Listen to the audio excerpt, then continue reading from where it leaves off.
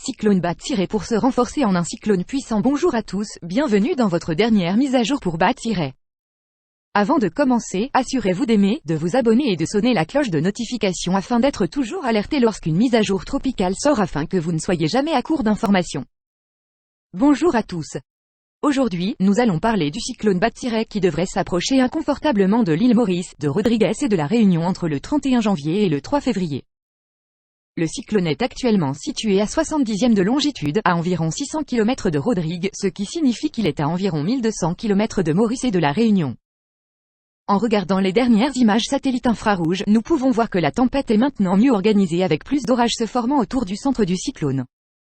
À partir de là, il est prévu de se renforcer davantage en un cyclone tropical intense avec des vents proches de 175 km/h ou peut-être plus forts selon s'il s'organise plus rapidement que prévu. De plus, les températures de surface de la mer sont bien au-dessus de la température nécessaire pour soutenir le développement tropical qui est de 26 degrés Celsius. Comme vous pouvez le voir, les températures de surface de la mer sont plus proches de 30 degrés Celsius. En regardant le dernier cône de prévision du JTWC. En regardant la carte, et il est clair qu'un fort cyclone devrait s'approcher très près de Maurice, de Rodrigues et de la Réunion. Il peut sembler que le cyclone passera au nord des îles. Mais il est important de se rappeler que la zone ombrée est également des zones potentielles que le cyclone peut suivre.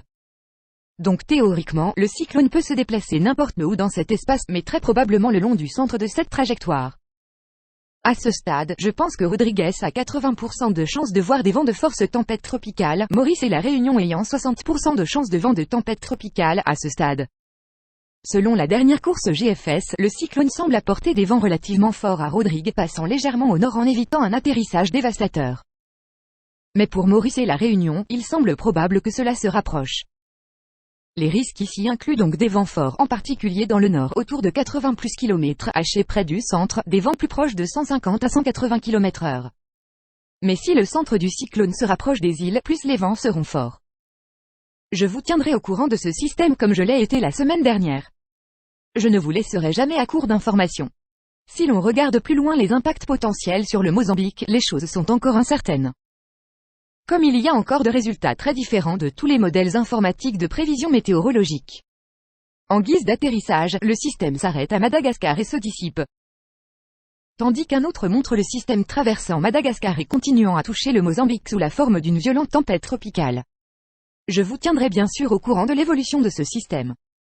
Vous pouvez rester à jour en aimant, en vous abonnant et aussi en faisant sonner la cloche de notification pour ne jamais manquer une mise à jour afin d'être toujours alerté lorsqu'une mise en ligne est téléchargée. Merci d'avoir regardé la mise à jour d'aujourd'hui. Restez en sécurité tout le monde. Assurez-vous que vous êtes tout conscient de la gravité de ce cyclone et j'espère que vous êtes bien préparés pour la trajectoire approchée de ce cyclone qu'il est prévu de prendre. Je vous verrai tous demain dans une nouvelle mise à jour. Au revoir et restez en sécurité.